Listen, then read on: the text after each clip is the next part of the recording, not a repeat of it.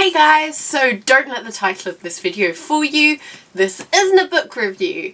Those of you that have been here since January will know that I have already reviewed The Great Gatsby, and that, for those of you that have joined us since January, I will put a link to that video in the description so that you can watch it first. I would do one of those cool box annotations, but I have no idea how to do them, so I'm going to play a clip of the video and link it in the description. It's like a broken box annotation. So part of my English summer holiday homework was to read The Great Gatsby, and for me it was the second time reading it. And whenever you read a book for the second time, your opinions are either going to grow or change, and that's okay. And I thought that since I'm now studying The Great Gatsby, it would be interesting to document those changed opinions, because then by the end of the course my opinions might have changed again, and I can look back at my changed opinions over time, and even if they're completely irrelevant to what I'm doing in the exam, it's just kind of interesting to see. So one of the things I go on about in my original review of The Great Gatsby is how great the 1920s are.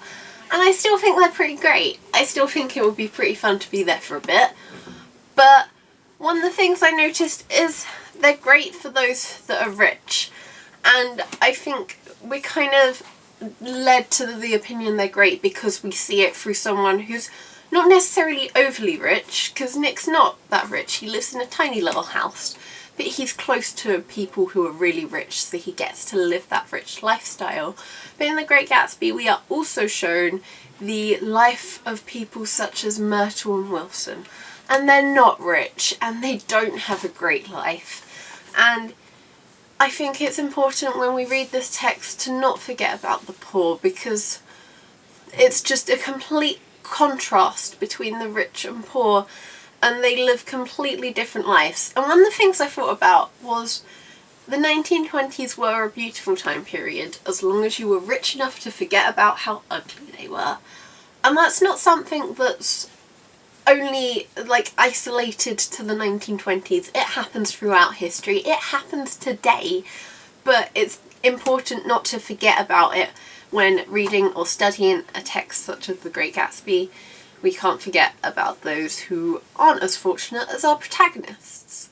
And so that was just something I was thinking about like how I was wrong about how brilliant the 1920s were in some ways. And another thing I was wrong about is Jordan. The first time I read it, when I was reading about the funeral and none of Gatsby's friends turning up, I was very confused about why Jordan wasn't there. The whole time I thought she was a brilliant friend to not only Gatsby but Nick and Daisy, and so I was just confused about why she wasn't at the funeral. But then the second time reading it I realised exactly why she wasn't at the funeral. She wasn't at the funeral because she's as careless as everyone else in the book.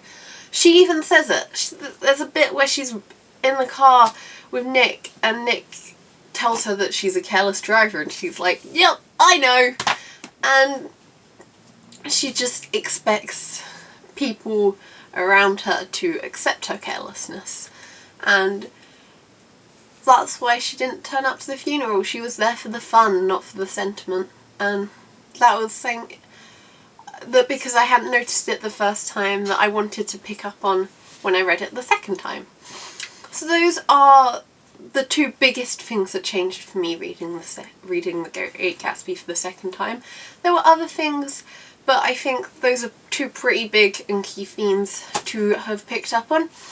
Now what I want you to know from you guys, not only what you thought of The Great Gatsby, like I say at the end of every book video, but also whether opinions have changed over books for you, whether that was the second time reading them, or whether you just realised over time that things you thought about characters or themes were just wrong. So let me know in the comments down below. As always, if you enjoyed this video, give it a thumbs up. Check out my social network links, they'll be in the description as always. Share this video with your friends so everyone can see it, and most importantly, if you enjoyed this video, remember to subscribe. Bye!